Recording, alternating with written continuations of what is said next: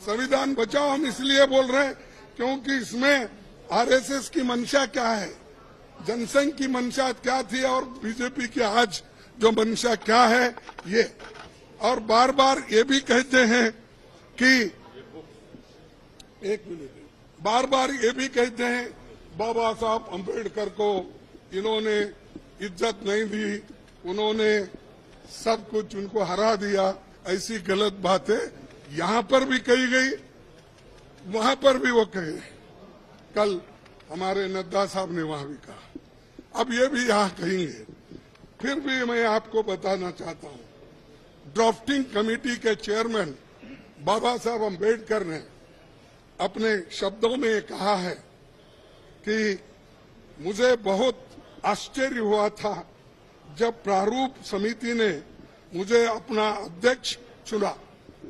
सुन रहे हैं आप? समिति में मुझसे बड़े, मुझसे बेहतर और मुझसे सक्षम लोग थे। ये कांग्रेस पार्टी के अनुशासन का ही कमाल है कि प्रारूप समिति संविधान सभा में संविधान को हर धारा और हर संशोधन के बारे में निश्चित जानकारी के साथ प्रस्तुत कर सकी। कौन करे?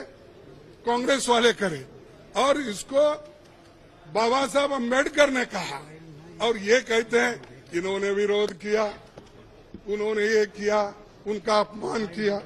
आगे मैं बताऊंगा। इसलिए संविधान सभा के समक्ष संविधान के प्रारूप के अबाध रूप से प्रस्तुत किए जाने के समस्त श्रेय पर कांग्रेस पार्टी का हक बनता है।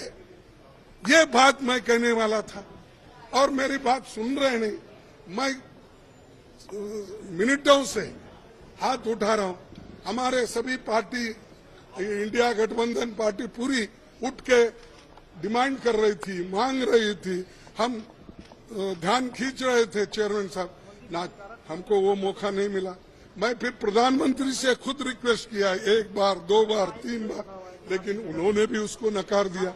मैं जो जो झूठ बातें उन्होंने बोली है ये पूरे मेरे पास है। और कैसा ये लोग आज सदन में बोलते हैं, सदन के बाहर बोलते हैं, ये समझे हैं वो ही पढ़े लिखे हैं और गलत बातें बोलने में माहिर है। ये तो मैं बाबा साहब अम्बेडकर का स्पीच कॉन्स्टिट्यूंट असेंबली में जो बोला वो लाया हूं और ऑर्गेनाइजर में उनके लोग क्या बोले हैं वो भी मैं बताना चाहता था, लेकिन उन्होंने मौका नहीं दिया। और इसलिए मैं कंडम करता हूं, हम सभी लोग कंडम करते हैं और कंडम करके हम वॉकआउट किए, क्योंकि हमारे बात को जब कोई महत्व ही नहीं है तो वहां बैठकर क्या सुने हम।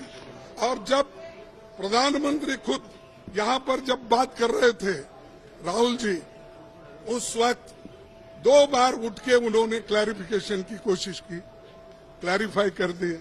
4 मिनिस्टर क्लैरिफाई कर दिए। मैं जब बात कर रहा था तो मेरे सदन में मेरे को रोकने टोकने का इतना कोशिश की, इतने लोग बार बार उठे मिनिस्टर्स। तो आज मेरे को 1 मिनट नहीं मिल सकता था इस बात बोलने के लिए। इसीलिए हम वो सभी लोग कंडम करके वॉकआउट किए हैं।